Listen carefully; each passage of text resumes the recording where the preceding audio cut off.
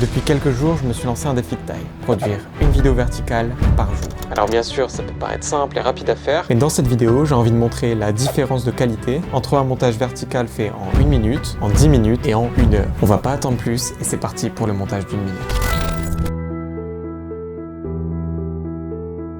Alors voici la première vidéo sur laquelle j'aimerais travailler. Donc c'est un short où je parle de combien coûte une vidéo. Et je mets un timer sur mon PC, c'est parti. Ok, donc on va commencer par importer le rush dans le bon sens. Là on voit que le son est un peu trop fort, on va juste baisser le niveau, petit calque d'effet juste au-dessus, juste ici pour retrouver au moins des couleurs normales. Et puis on va commencer le dérush, on est déjà à 55 secondes. 1 minute, c'est fou, c'est trop dur de parler, je suis trop concentré dans ce que je fais, étant donné qu'1 minute c'est vraiment court. Et voilà ce que ça donne. Je travaille en général plutôt vite et pourtant la vidéo est absolument pas exploitable, donc je vais éviter de vous montrer ce montage d'1 minute, mais tant mieux, ça fait la transition vers le montage de 10 minutes.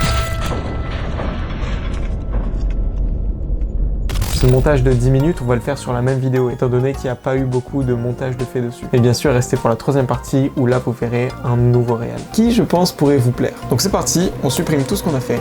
3, 2, 1, c'est parti. On a un peu plus le temps, mais 10 minutes, ça passe vite. On va directement ajuster le son et l'image. On fait la même chose, donc un calque d'effet qu'on va venir glisser juste au-dessus, afin de lui donner une colorimétrie. Et juste au-dessus, donc je vais dupliquer le calque d'effet, étant donné qu'on va mettre cette fois-ci un autre calque, un autre lutte. Et là c'est très important, je prends un peu de temps pour vous dire que les raccourcis clavier sont essentiels pour faire du montage. Hop, je lève les mains, c'est la fin des 10 minutes. On a juste ici une vidéo dérushée, une certaine colorimétrie et c'est tout. J'ai même pas eu le temps de trier, on est à 1 minute 20, mais même en 10 minutes, on se retrouve avec seulement la moitié du travail de fait. Et on arrive à ce résultat-là.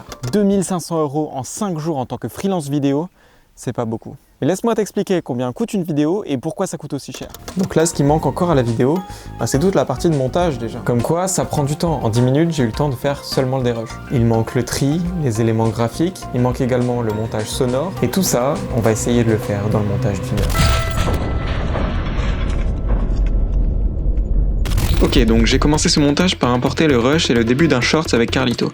Je voulais commencer la vidéo par un match cut entre ce plan et le mien, étant donné que le sujet de la vidéo, c'est le match cut justement. Je suis ensuite passé à la phase de dérush avant de trier seulement les plans essentiels. J'ai ensuite rajouté un Rec 709 pour retrouver des belles couleurs et un LUT créatif pour créer une belle colorimétrie. J'ai ensuite dupliqué l'ensemble des rushs et appliqué un effet de glow sur les hautes lumières. J'ai rajouté quelques transitions, quelques éléments graphiques et sonores, ainsi que du texte à certains endroits. Bon, le montage d'1 heure est fini et voici le résultat. Ça, c'est un match cut. Ne t'inquiète pas, je vais t'expliquer ce que c'est. Un match cut, c'est quand un mouvement, une forme, une couleur va se répéter d'un plan à un autre pour les faire matcher justement. Dans l'exemple juste avant, le match cut, c'était le mouvement de lancer. Mais bien sûr, si on met ces deux plans côte à côte, c'est aussi un match cut. C'est un effet de style beaucoup utilisé au cinéma qui montre que vous avez pensé votre vidéo. Alors si tu as envie de rendre ta vidéo plus intéressante, n'hésite pas à utiliser cet effet. Oh, tu tires ou tu pointes?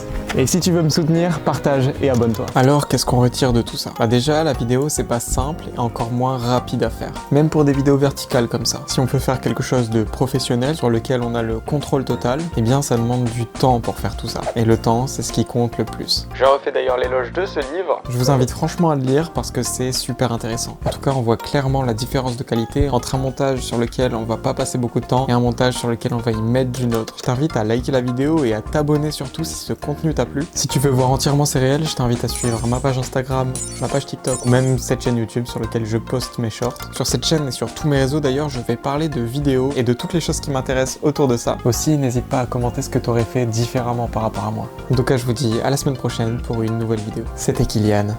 Bye.